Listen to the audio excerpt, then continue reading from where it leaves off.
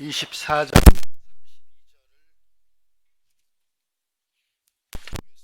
32절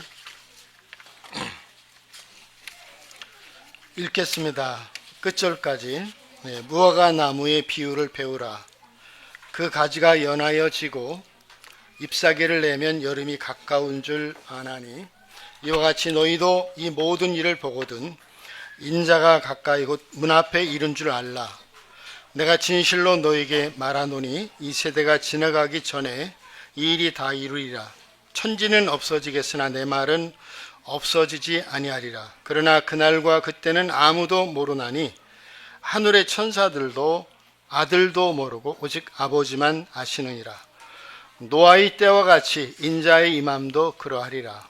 홍수 전에 노아가 방주에 들어가던 날까지 사람들이 먹고 마시고 장가들고 시집가고 있으면서 홍수가 나서 저희를 다 멸하기까지 깨닫지 못하였으니 인자의 임함도 이와 같으리라.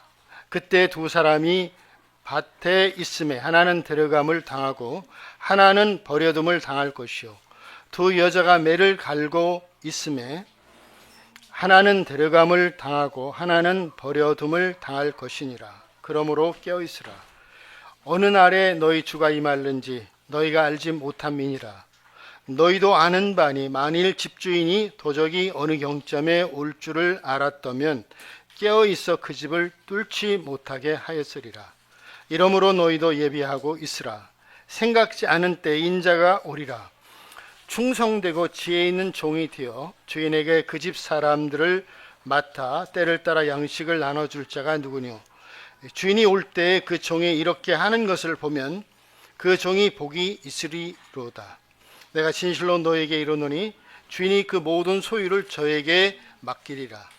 만일 그 악한 종이 마음에 생각하기를 주인이 더디 오리라 하여 동무들을 때리며 술 친구들로 더불어 먹고 마시게 되면 생각지 않은 날 알지 못하는 시간에 그 종의 주인이 이르러 엄히 때리고 위식하는 자의 받는 율에 처하리니 거기서 슬피 울며 이를 갈미 있으리라. 오늘은 이제 마태복음 24장과 25장을 통해서 교제를 드리겠습니다. 내용이 길어서 다 읽을 수는 없기 때문에 제가 이 무화과 나무의 비유에 관한 32절부터 45절까지만 읽었습니다. 24장 그 앞에 서두에만 잠깐만 보시죠. 1절, 2절, 3절을 한번 다시 읽어보겠습니다.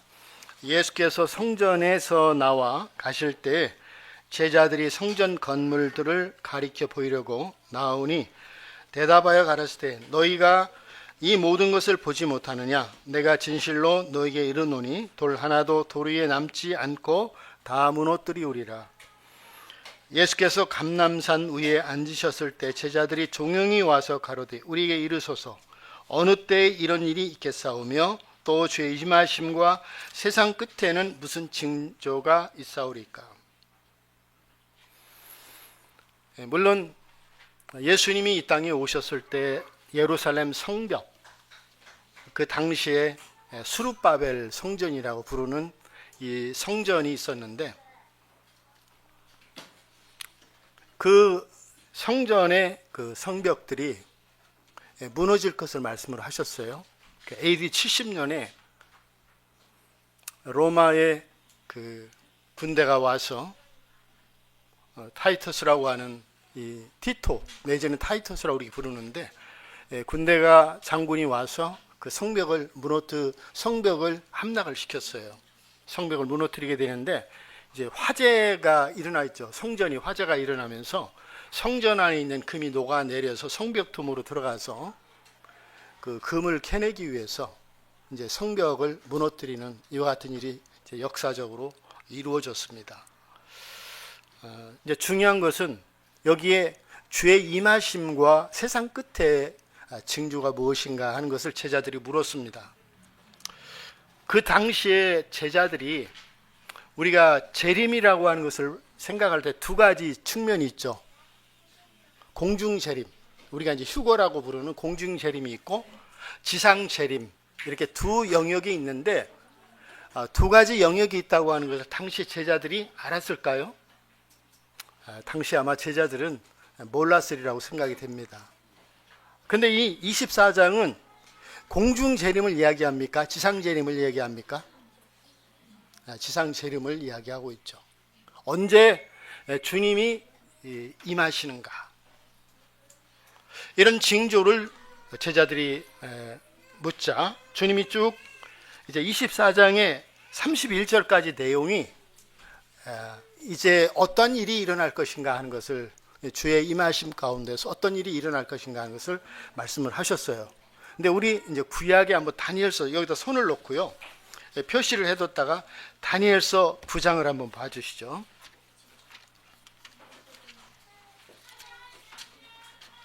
다니엘서 9장에는 이제 페이지수로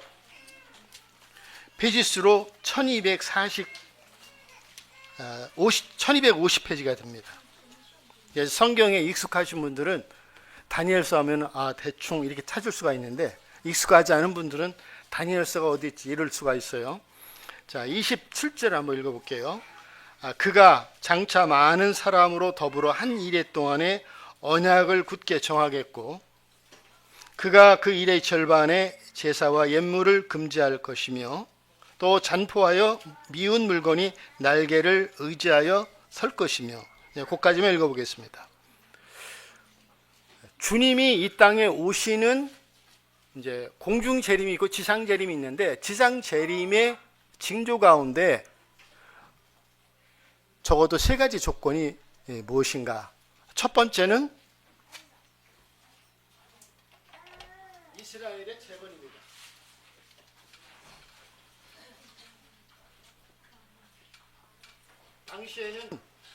당시에는 이스라엘이 주권 국가로서 존재하지 못했습니다. 예수님이 이 땅에 오셨을 때는 로마의 지배를 받는 자주권이 없는 나라였기 때문에 예수님이 임하시는 그 징조, 세상 끝의 징조가 뭐냐? 이스라엘이 재건이 되어야 된다는 거죠. 주권 국가로서 재건이 되어야 된다는 거죠. 그 다음에 다니엘서에 나와 있는 두 가지 더 생각해 볼 수 있는 게 무엇입니까? 다니엘서 9장 27절에 하나는 평화협정입니다. 한 일의 약속을 굳게 정하겠고 누가 여기서 그라고 하는 것은 그리스도를 얘기합니다. 저 그리스도가 이스라엘과 중동 아랍 국가들이 계속 반복을 하고 있잖아요. 오랜 동안. 그래서 이 두 세력 간의 평화협정을 체결해 주는 이것이 주님의 임하심과 세상 끝의 징조의 시작 가운데 카운트다운이 시작되는 것이 이 시점이죠. 그 다음에 또 하나는 여기 뭐냐면 제사의 부활. 이 세 가지가 주님이 재림하시는 시작의 카운트다운이라고 이렇게 말할 수가 있습니다. 그런데 이스라엘이 현재 1948년 5월 14일 독립을 했기 때문에 올해가 5월 14일이 되면은 만 77년의 해입니다. 이 성경의 예언과 성취를 믿는 사람들은 이스라엘의 회년이라고 하는 이 기간이 있잖아요. 그래서 70년에 주님 70년째 되는 해에 주님이 오시지 않을까 그런 아주 숨을 조이면서 기대하는 그런 기대감들이 있었는데 70년이 지났어요. 여기에 우리가 마태복음 24장으로 돌아가 보면은 무화과 나무 비유를 주님이 들으셨잖아요. 그 무화과 나무는 어디를 상징하고 있습니까? 이스라엘을 상징하는 거죠. 이 무화과 나무의 비유를 배우라고 말씀을 하셨는데 지금 이스라엘을 상징하는 이 무화과가 굉장히 번성하게 됐어요. 나라가 없는 나라가 재건이 됐고 그 다음에 77년이라고 하는 많은 세월이 흘렀어요. 그러면서 지금 이 제사의 부활도 지금 완벽하게 내일이라도 다시 새 제3성전 스룹바벨 성전이 무너졌잖아요. 그리고 이제 7년 대환란 가운데 세워질 성전을 제3성전이라고 불러요. 그래서 예루살렘 지금 우리가 그 황금돔 사원 있잖아요. 황금돔 사원 옆에 성전 부지를 지금 설계를 해놓고 성전을 건축할 수 있는 모든 준비가 다 되어 있어요. 그러니까 주님의 재림하시는 카운트다운은 거의 준비가 다 됐다고 하는 걸 볼 수가 있죠. 근데 이제 마지막 이 세 가지 중에 하나가 뭐냐면, 언제 이스라엘과 아랍의 이 반목을 해결할 수 있는 평화협정이 누구에 의해서? 저 미국의 트럼프가 아닙니다. 그건 어디에서 나오느냐면 유럽에서 나오는 이 통합 대통령이 그 일을 하는 거죠. 이제 계시록 13장에 보면은 적그리스도가 어디에서 나오는가 하는 것이 이제 예언이 되어 있기 때문에. 그래서 이 세 가지 조건이 성취가 되면은 주님의 임하심, 재림하시는 시간이 이제 바로 눈앞에 실현이 되는 거라는 거죠. 자, 그런데 여기서는 지금 지상 재림에 관해서 얘기를 해요. 그러면 거의 지상 재림도 지금 임박해 있잖아요. 그렇죠? 그러면 지상 재림과 공중 재림의 간격은 얼마입니까? 7년이에요. 여기 마태복음 24장, 25장은 지상 재림에 관해서 주님이 언제 오시는가 이것을 말씀해 주고 있기 때문에 세 가지가 지상 재림과 관계해서 세 가지가 거의 이제 준비가 되어 있는 상황이라면, 앞서 있는 공중 재림,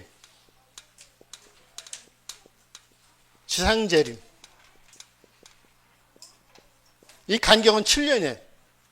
전 3년 반, 후 3년 반 이렇게 나누는데, 평화협정이 맺어지는 그 찰나에 데살로니가 전서에서 예언되어 있는 대로, 고린도전서 15장에 예언되어 있는 대로 성도들이 호련히 들림을 받는 사건이 일어나게 되는 거죠. 이 지상재림이 임박해 있다면 공중재림은 얼마나 임박한 시간에 있는가 하는 것이 우리가 지금 살고 있는 시대가 그렇다는 거죠. 그래서 지금 마태복음 24장은 제가 읽지를 않았어요. 너무 기니까. 근데 여기서 재난의 기간 말씀하고 있습니다. 이건 여러분 환란이에요. 이거를 대환란이라고 부릅니다. 3년 반, 전 3년 반, 후 3년 반. 요걸 계시록의 6장에 보면은 1장부터 이제 6장부터 첫째인, 둘째인, 셋째인, 넷째인, 다섯째인까지가 지금 요까지 재난의 기간 가운데. 그 다음에 여섯째 인이 이제 시작이 바로 이 대환란의 시작입니다. 그거 한번 계시록 6장 잠깐 한번 여기도 손을 놓고 한번 보겠습니다. 계시록 6장에 보시면, 지난주에 우리가 성경 공부하다가 우리 이한숙 자매님이 대환란 기간 가운데 얼마나 죽는가. 그래서 제가 이제 그 넷째인을 뜰 때 청황색 말이 나오게 될 때 이제 현저한 그 기근에 의해서 지구상에 4명 중에 1명이 죽는다는 거죠. 이제 꼭 그 기근뿐만 아니라 여러 가지 전염병이라든지 여러 가지. 그러니까 앞으로는요. 가장 심각한 문제가 뭐냐면, 지금 기상 이온으로 기상 이상 현상으로 인해서 여러 가지 어려움들이 많잖아요. 살아간다는 그 자체가 어려운데 가장 위기는 식량의 위기예요. 그래서 여기에 보면은 하루에 우리가 지금 현재 일을 하면 최저 임금으로 노동에서 15만 원 정도 받거든요. 그럼 쌀을 얼마나 삽니까? 15만 원이면. 예? 90kg요? 60kg. 그렇죠. 60kg, 5만 원 잡으면 60kg잖아요. 근데 그때는 한 데나리온에 보리 석대, 밀 한 대. 그러니까 한 가족이 하루 일해야 한 가족이 하루 먹을 정도밖에 안 되는 거예요. 그만큼 이제 식량 사정이 어렵다는 거죠. 자, 그런데 이 몇 절부터 보느냐면 12절부터 보면, 내가 보니 여섯째 인을 떼실 때 큰 지진이 나며 해가 총담같이 검어지고 하늘의 별들이 무화과 나무가 대풍에 흔들려선 가실이 떨어지는 것 같이 땅에 떨어지며, 하늘은 종이 축이 울리는 것 같이 말리는 것 같이 떠나가고 확산과 섬이 제자리에 옮기우매, 땅의 임금들과 왕족들과 장군들과 부자들과 강한 자들과 각 종과 자주자가 굴과 산 바위 틈에 숨어 산과 바위에게 이르되 우리 위에 떨어져 보좌 앉으신 이의 나체서와 어린 양이 진노에서 우리를 가려우라. 인류 역사상 한 번도 경험하지 못했던 그러한 재난이 이 지구상에 임하는 거예요. 그래서 사람들이 산다고 하는 그 자체가 공포이기 때문에 죽기를 자처하는 거예요. 죽기를. 그런 고백이 여기 지금 계시록 6장에. 이게 이제 언제냐면 지금 여기에 이 시점이라는 거죠. 여섯째 인이 계시록에서 말하는 여섯째 인이 이 시점이라는 거예요. 그리고 제사 다니엘서 9장에서는 이때 어떤 일이 일어나냐면 예루살렘에서는 어떤 일이 일어나냐면 적그리스도가 제사의 부활을 허락을 했는데 3년 반이 지나면 유대인들이 제사를 드리지 못하도록 금지를 시키는 거예요. 그 다음에 그 성전 안에다가 무엇을 세웁니까? 자기를 상징하는 우상을 세워서 그 우상 앞에 절하도록 경배하도록 하는 거예요. 근데 그것이 마태복음 24장으로 한번 돌아가 보겠습니다.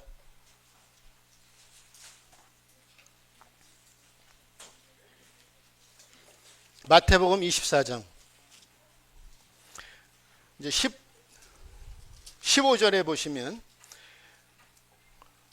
쭉 4절부터 14절까지는 재난의 기간 가운데 일어나는 일들을 첫째인, 둘째인, 셋째인, 넷째인을 이야기하고 다섯째인을 뜰 때가 지금 이제 후 3년간 대환란의 시작 가운데 있는 부분이 15절에 그러므로 너희가 선지자 다니엘의 말한 바 멸망에 가증한 것이 거룩한 것에 선 것을 보거든. 그러니까 제사를 예루살렘 성전에서 제사를 금지시키고 이제 자기 우상을 세우는 사건이 이제 이것이 계시록 13장에도 언급이 됐어요.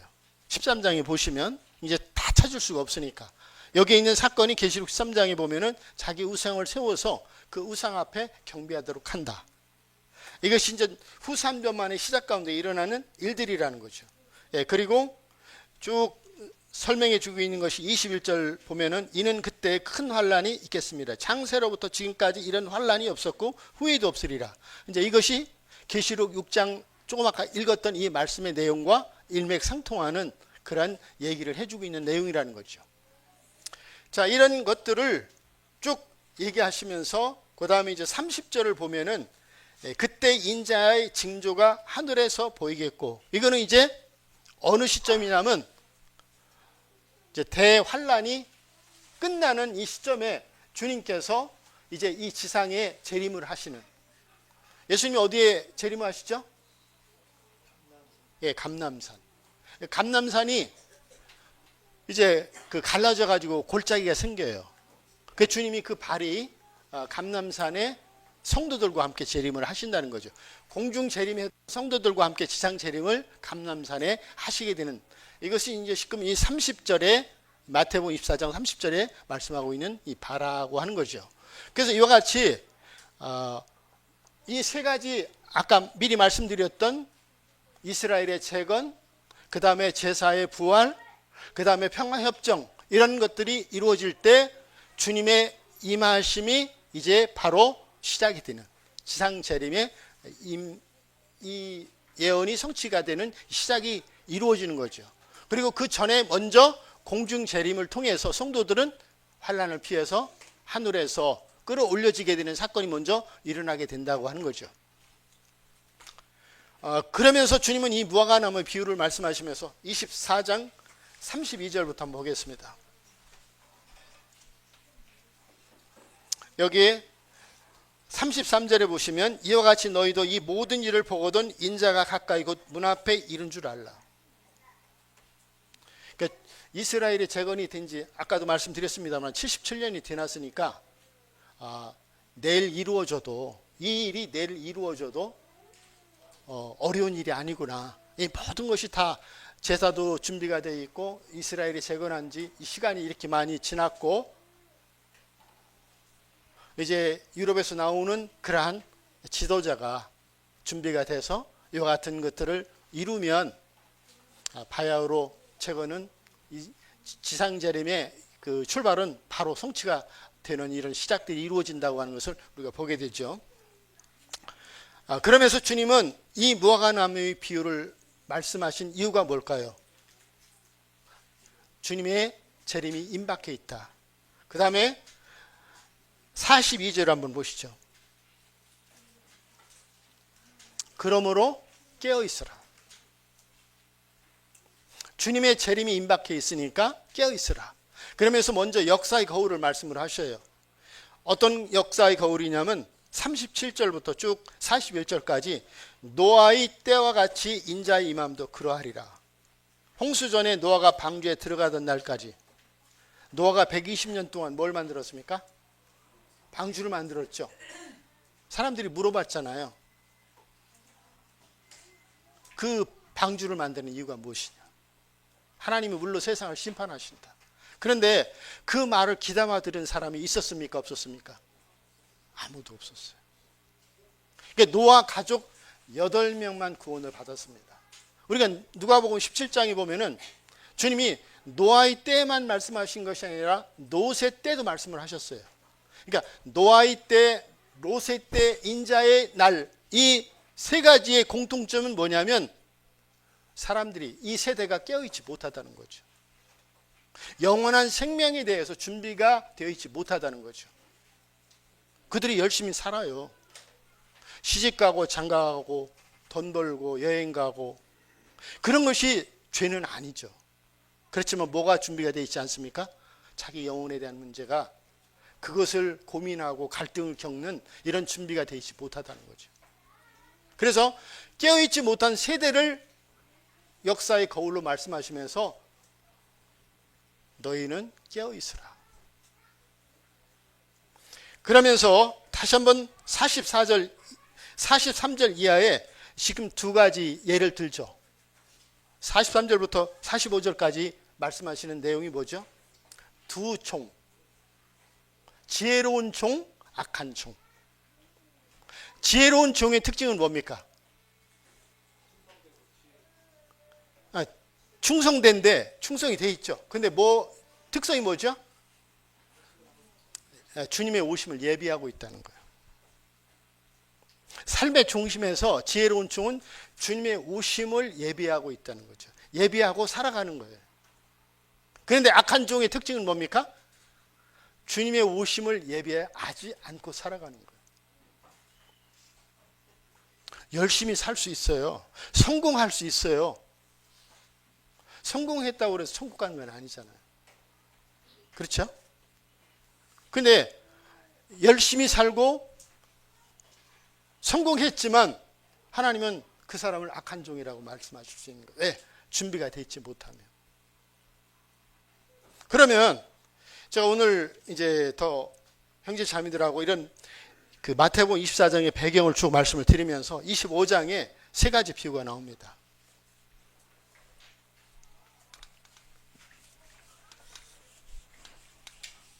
세 가지 비유가 뭐죠? 첫 번째, 열천의 비유죠. 두 번째, 달란트. 세 번째는 양과 염소. 이 세 가지 비유를 주님이 말씀하신 의미가 무엇이냐는 거죠. 이거는 24장과 동떨어져 있는 내용이 아니에요. 24장에 주의 임하심과 세상 끝의 징조가 무엇인가 하는 것을 말씀하셨는데 그 내용과 이어지는 내용이라는 거죠.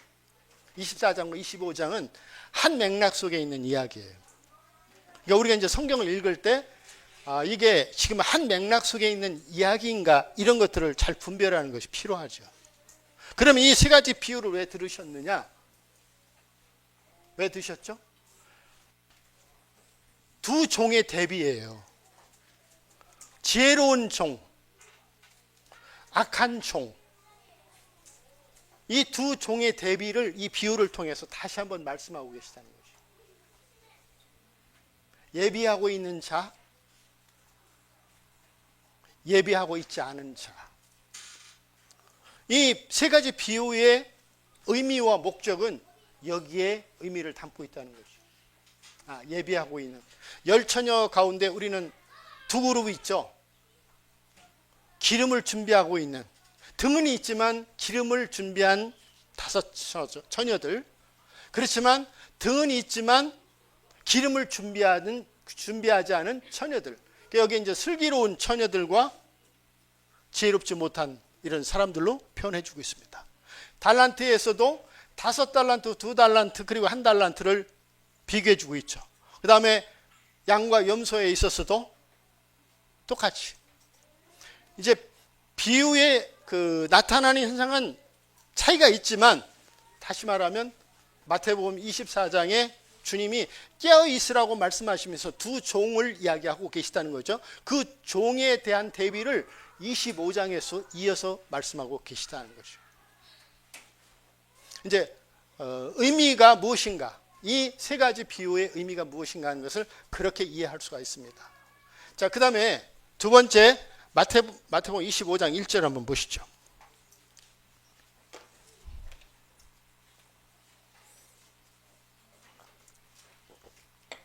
우리가 성경을, 제가 교회가 되는 대로 제가 이제 성경을 보면서 우리가 성경을 이렇게 이해하고 해석하기가 쉽지 않은 영역들이, 그 영역 중에 하나가 24장과 25장 연결되는 이 부분이에요. 그 다음에 이제 또 제가 이제 마태복음 18장을 통해서도 교재를 좀 다음 주가 아니라 이제 차지에 좀 그런 것도 좀 교재를 드리고자 하고요. 그 다음에 에베소서 1장도 좀 우리가 성경을 이해하기가 쉽지 않은 그런 내용입니다.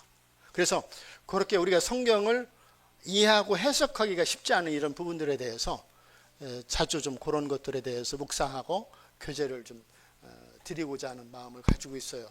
그래서 오늘 이제 첫 번째로 그런 영역에 있어서 주의 임하심과 세상의 징조의 그 시작 카운트다운이 어디에서부터 출발이 되는가, 그러면서 주님은 무화과 나무의 비유를 말씀을 하셨는데, 그것은 우리에게 주님의 오심이 임박해 있기 때문에 깨어 있으라는 교훈을 주고 계시다. 그래서 여기에 25장 1절 한번 보시죠. 그때에 천국은 마치 등을 들고 신랑을 맞으러 나간 열처녀와 같다 하리니. 여기 그때는 언제를 얘기할까요? 여기 이제 24장 한번 보세요. 24장을 보면은 여기에 9절부터 쭉 보면은 그때라는 말이 계속 반복해서 나옵니다. 9절에 그때의 사람들이, 10절에도 그때 많은 사람이, 13절에 16절에 그때의 유대에 있는 자들은, 또 21절에 그때에, 22절에 그날, 뭐 그때와 그날, 또 23절에도 그때, 그리고 29절에도 그날, 30절에도 그때. 지금 그때와 그 날이라고 하는 것이 이 마태복음 24장에 보면 계속해서 반복해서 나오는 거죠. 그래서 이 그때라고 하는 시간이 언제인가, 이제 이 내용을 읽어볼 때 그때는 언제죠? 그때의 시간은 언제입니까? 성도 교회가 들림을 받은 이후의 사건을 다루고 있다는 거죠.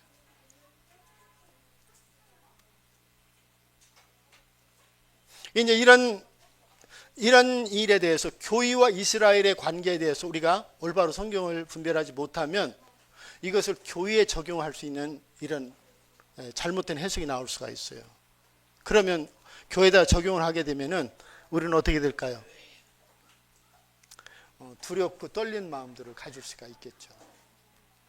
그런데 주님이 우리에게 성경을 올바로, 참 주님을 믿을 수 있는 은혜도 주셨지만 성경을 올바로 분별할 수 있는 이런 지각들도 주셨기 때문에 주님의 다시 오심이 두려운 것이 아니라 우리에게는 참 위로가 되고 격려가 되는 이런 축복 가운데 우리를 머물게 하셨다는 거죠.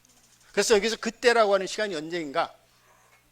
교회가 들림 받은 이후에 이제 세 가지 조건, 이스라엘의 재건, 제사의 부활, 평화협정이 이제 시작이 돼서 이 카운트다운 이후의 재난의 시작과 대환란을 맞는 이 시간 가운데 일어난 일들을 주님이 이 세 가지 비유를 통해서 말씀하셨다는 거죠. 첫 번째는 의미가 무엇인가, 두 번째는 그 시간이 그때가 언제인가, 이 두 가지 말씀을 드렸죠. 그러면 이 비유에서 말씀하시는 대상이 누구냐 하는 거죠. 비유에서 말씀하고 계신 대상들이, 열처녀에 나오는 이 비유의 대상들, 그 다음에 달란트 비유에 나오는 대상들이 누구인가? 세 번째, 양과 염소에서 나오는 그 대상들이 누구인가? 이제 그 대상에 대해서 한번 같이 또 찾아보겠습니다. 우리 요한계시록 7장을 한번 보겠습니다. 요한계시록 7장에 보면은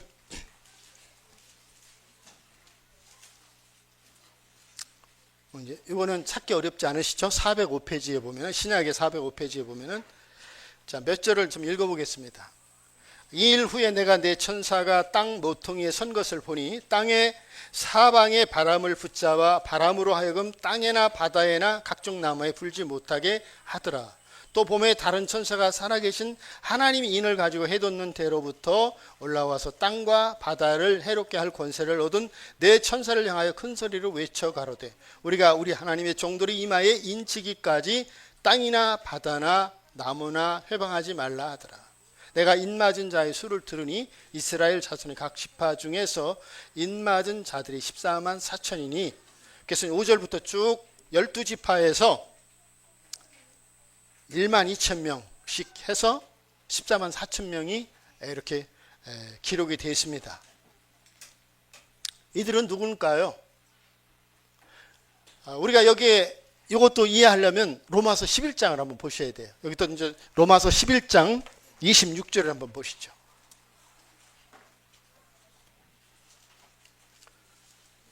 로마서 11장 25절 6절을 보시면, 자, 읽어보겠습니다. 신약의 255페이지입니다. 형제들아, 너희가 스스로 지혜 있다 함을 면키 위하여 이 비밀을 너희가 모르기를 내가 원치 아니하노니, 이 비밀은 이방인의 충만한 수가 들어오기까지. 그러니까 이방인의 충만한 수, 이건 누굴 얘기하는 거죠? 신약교회 성도들을 얘기하죠. 그래서 신약교회 성도들이 채워지면 이제 그 성도들은 들림을 받게 되는 거예요. 그리고 26절에 보면은 그 교회 수가 채워지기까지 이스라엘은 제쳐졌어요. 먼저 하나님은 구원의 그 섭리를 이스라엘에게 먼저 손을 내미셨지만 이스라엘이 거절함으로 인해서 이 구원의 축복을 누가 받게 됐냐면 이방인이었던, 하나님의 그 축복 속에 죄인이었던 이방인들이 이 축복을 얻게 됐어요. 그래서 우리는 그걸 신약교회라고 부르죠. 그리고 이제 그 이방인의 충만한 수가 들어오면 이제 26절에 이제 구원이 축복이 누구에게 넘어갑니까? 이스라엘로 넘어간다는 거죠. 그래서 여기 14만 4천 명은 환란 시간 가운데 구원받게 되는 첫 열매가 누구냐면 24만 4천 명이에요. 그래서 이들은 마태복음 24장에 보면 이 만국에 누가 복음을 전할까요? 이 14만 4천 명이 그들이 구원받은 첫 열매로서 이제 이 환란 시대 가운데 살아가는 사람들에게 다시 한번 그 복음을 전하는 시간과 기회를 갖게 된다는 거죠. 그래서 이 가운데 우리가 열처녀라고 하는 5 슬기로운 자들과 미련한 자들의 두 그룹의 의미들은 누구를 얘기하는가?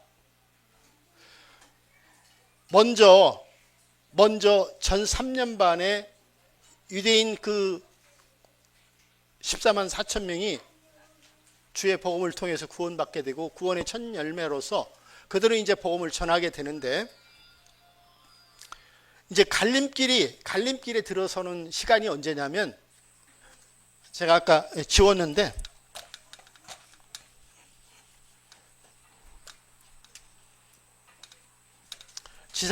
공중재림과 지상재림이 있잖아요. 여기 3년 반에 후 3년 반에 대환란이 시작이 되잖아요. 그러면 이때가 지금 아까 얘기했던 계시록 6장에서 말하는 5째 인이 뜰 때, 그 다음에 성전에 우상이 세워지게 될 때가 갈림길이 돼요. 유대인들에게나 이방인들에게나. 왜 갈림길이 될까요? 우상을 경배할 것인가. 그리고 13장에 보면은 이제 표를 받지 않으면 어떻게 돼요? 이마에나 오른손에 표를 받게 한단 말이에요. 표를 받지 않으면은 살아갈 수가 없어요. 생존 자체가 불가능해요. 근데 그것이 그때 갈림길이 되는 거죠. 이방인에게나 유대인들에게나. 근데 이 14만 4천 명이 이 기간 안에 구원의 첫 열매로서 복음을 전하게 되는 거죠. 근데 여기에서 슬기로운 처녀들과 미련한 처녀들은 누굴 얘기하는가? 그들을 통해서 복음을 듣고 예수님을 영접한 이 사람들 이야기한다는 거죠. 계시록 7장에 그 몇 절이냐면 9절을 한번 보시죠. 9절에 보시면 성경을 여기저기 찾으니까 좀 혼동이 될 수 있죠. 그런데 이런 부분이 다 이렇게 서로 연결이 되기 때문에 아셔야 돼요. 자, 9절을 보면은 이 일 후에 내가 보니 각 나라와 족속과 백성과 방언에서 아무라도 등이 셀 수 없는 큰 무리가 흰옷을 입고 손에 종려 가지를 들고 보좌 앞과 어린 양 앞에 서서 큰 소리로 외쳐 가로되 구원하심이 보좌와 앉으신 우리 하나님과 어린 양에게 있도다 하니. 그 다음에 쭉 밑으로 13절부터 장로 중에 하나가 응답하여 내게 이르되 이 흰옷 입은 자들이 누구며 또 어디서 왔느냐? 내가 가로되 내 주여 당신이 알리다 하니 그가 나더러 이르되 이는 큰 환란에서 나오는 자들인데. 이 큰 환란 가운데서 구원받는 자들이 나온다는 거죠. 그래서 이 두 그룹을 이렇게 말할 수가 있어요. 예수님을 믿었는데 환란 가운데 복음을 이 유대인의 전도자들을 통해서 복음을 듣고 예수님을 믿었는데 성령의 내주가 있는 사람과 성령이 내주가 없는 두 그룹으로 나뉘어진다는 거죠.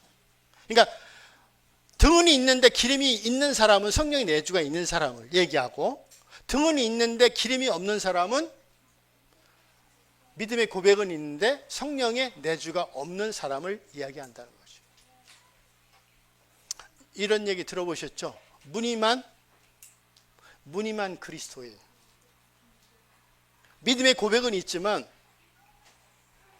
중심 삶의 변화가 일어나지 않고 성령의 내주가 없는 이런 삶을 사람들을 향해서 뭐라고 얘기하냐면 무늬만 그리스도인이라고 얘기를 한다는 거죠. 그래서 이 시기에는 전 3년 반이 지나게 되면은 얼마나 이 무서운 현실이 도래합니까?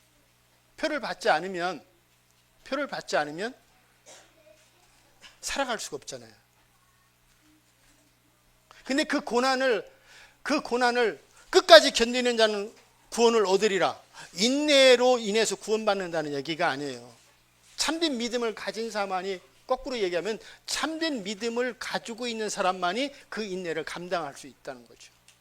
심지어 순교를 당할 수 있는 거죠. 앞절에 9절에 보면 나와요. 죽인다고. 누가요? 적그리스도가. 그래서 이 열 처녀의 비유는 환란을 통과하면서 구원받게 될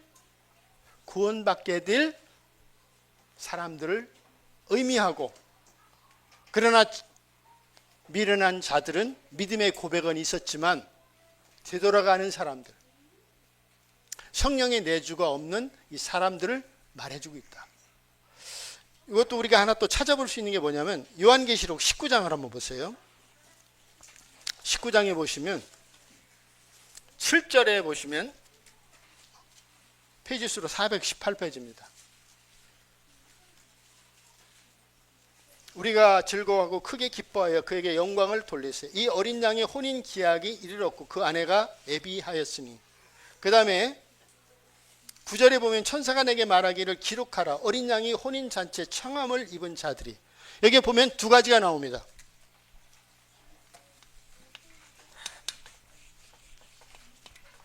혼인 예식과 그 다음에 혼인 잔치. 혼인 예식에 참여하는 자들은 누굽니까? 혼인 예식에 참여하는 자들은 누구죠? 구원받았다고 하는 것은 똑같아요. 근데 뭐냐면 교회.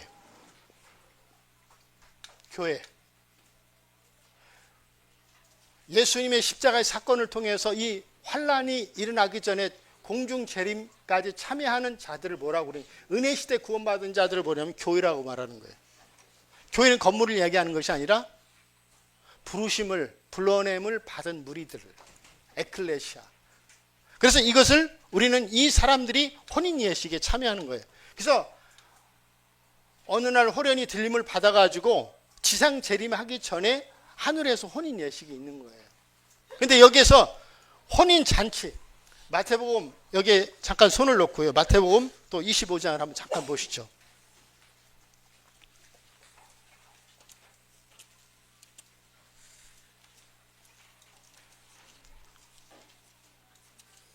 (25장에) 보시면 10절에 보시면 저희가 살아간 동안에 신랑이 오므로 예비하였던 자들은 함께 혼인잔치에 들어가고, 여기에 혼인 예식에 들어간다고 성경 기록되어 있지 않고 혼인 잔치에 들어간다고 기록이 되어 있어요. 근데 여기에 신랑이 오므로, 우리 성경에는 거의 대부분 신랑이 오므로 이렇게 기록이 되어 있는데 관주를 다른 것들을 보니까 이런 부분이 나와요. 라틴역 성경, 그 다음에 수리아역 성경에는 신랑과 신부가 함께 오므로 이렇게 기록이 되어 있다고 그래요. 그래서 데살로니가전서 3장 13절에 보면은 공중의 들림을 받았던 성도들이 혼인 예식을 하늘에서 하고 이제 예루살렘의 감람산에 지상 재림을 하게 되는 사건이 이제 스가랴서와 데살로니가전서 3장이 예언이 돼 있는데, 여기에 나오는 이 열처녀 가운데 슬기로운 5처녀는 혼인 예식에 참여하는 자들이 아니라 계시록 7장에서 말씀해 주고 있는 유대인 14만 4천 명을 통해서 복음을 듣고 그 환난 가운데서 구원받는 자들, 때로는 죽임을 당할 수 있는 사람들도 있겠죠. 그들 가운데 천년왕국에 참여하는 자들을 말씀해 주고 있다는 거죠. 그래서 대상이 다른 거죠. 제가 예전에 이제 그런 말씀을 드렸죠. 구원받은 세 그룹이 있다. 은혜 시대 구원받은 사람들, 그 다음에 그 창사로부터 쭉 이어져 가지고 적어도 이제 더 넓게 하면 네 그룹이 있겠죠. 은혜 시대 전까지 구원받은 구약의 사람들, 신약교회 구원받은 사람들, 환난 가운데 구원받은 사람들, 한 그룹이 더 있어요. 어디에 있죠? 천년왕국에서 구원받는 또 다른 한 그룹들이 또 있습니다. 그래서 여기에 열처녀의 사람들은 그 슬기로운 자들과 미련한 자들의 이 두 그룹은 무엇을 얘기하는가? 그것은 환란의 시간 가운데 유대인들의 그 전도자를 통해서 복음을 듣고 주님을 믿게 될 구원받는 성도들을 이야기해 주고 있다. 그러나 신부는 다르다. 그들은 교회가 아니고 그리스도의 신부가 아니고 혼인 잔치에 참여하게 될 사람들을, 성도들을 이야기하고 있다. 이제 이렇게 첫 번째 열처녀의 비유에 대해서 이야기하고 말씀을 이해할 수 있고요. 그다음에 이제 마태복음 25장으로 다시 돌아가겠습니다. 여기 이제 두 번째 달란트 비유가 나오죠. 달란트 비유가 나오는데, 우리는 여기에 이제 우선 14절을 한번 보시죠. 14절에 보시면 또 어떤 사람이 타국에 갈제 그 종들을 불러 자기 소유를 맡김과 같으니, 그 다음에 19절에 보면 오랜 후에 그 종들의 주인이 돌아와. 여기 있는 손을 놓고 마태복음 23장을 한번 잠깐 보시죠. 그 앞에 있는 장을 보시면 37절에 보면은 37절 9절까지 읽어보겠습니다. 예루살렘아 예루살렘아 선지자들을 죽이고 내게 파송된 자들을 돌로 치는 자여, 암탉이 그 새끼를 날개 아래 모음같이 내가 네 자녀를 모으려 한 일이 몇 번이냐. 그러나 너희가 원치 아니하였도다. 보라, 너희 집이 황폐하여 버림받으리라. 내가 너에게 이르노니 이제부터 너희는 찬송하리로다. 주의 이름으로 오시는 이여 할 때까지 나를 보지 못하리라 하시니라. 주님은 그 백성 이스라엘을 안으려고 하셨지만 그들은 거절을 했어요. 그렇지만 다시 돌아온 주인을, 다시 돌아올 것을 주님이 말씀하고 계시죠. 그래서 여기서 14절과 19절에 보면은 이 대상이 누구를 비유하고 있는가? 이제 이런 배경을 가지고 이해할 때 이 대상이 누구를 비유하는가, 뭐라고 말씀할 수 있죠? 주님을 거절한 사람들이 누굽니까? 이스라엘. 이 달란트 비유에 등장하는 이 사람들은 환란을 통과하게 될 이스라엘 백성들을 의미해 주고 있다는 거죠. 이제 그들은 어떻게 주님이 각각에 주신 그 임무들에 대해서 어떻게 충성하고 또 어떻게 반응을 하는가. 이것도 이제 계시록 12장을 한번 보겠습니다. 계시록 12장에 보시면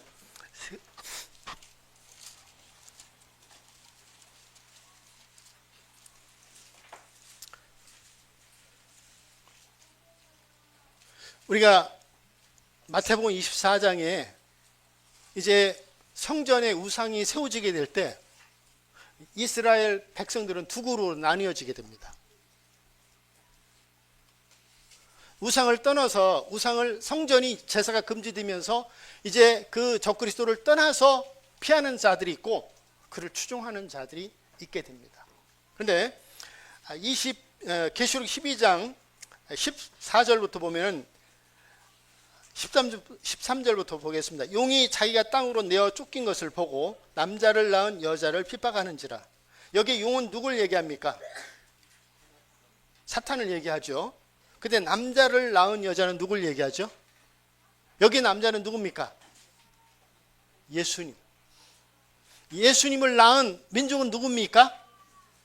이스라엘을 얘기하는 거죠. 그 이스라엘을 지금 14절에 보면 그 여자가 큰 독수리 두 날개를 받아 광야 자기 곳으로 날아가 거기서 그 뱀의 낯을 피하여 한 떼와 두 떼와 반 떼를 양육받으며. 제가 자주 얘기했죠. 어디로 피하면 된다고? 페트라라고 얘기를 했죠. 지금 3년 반, 한 떼와 두 떼와 반 떼라면 3년 반을 얘기를 하는 거죠. 3년 반을 이제 하나님이 예비하신 장소에 이 유대인들이 이제 우상을 거절하고 하나님만을 경외하고자 하는 자들이 하나님의 보호하심으로 이제 하나님이 유일한 안전지대에 피난처로 이송이 된다는 것이죠. 근데 다 되어지는 것이 아니에요.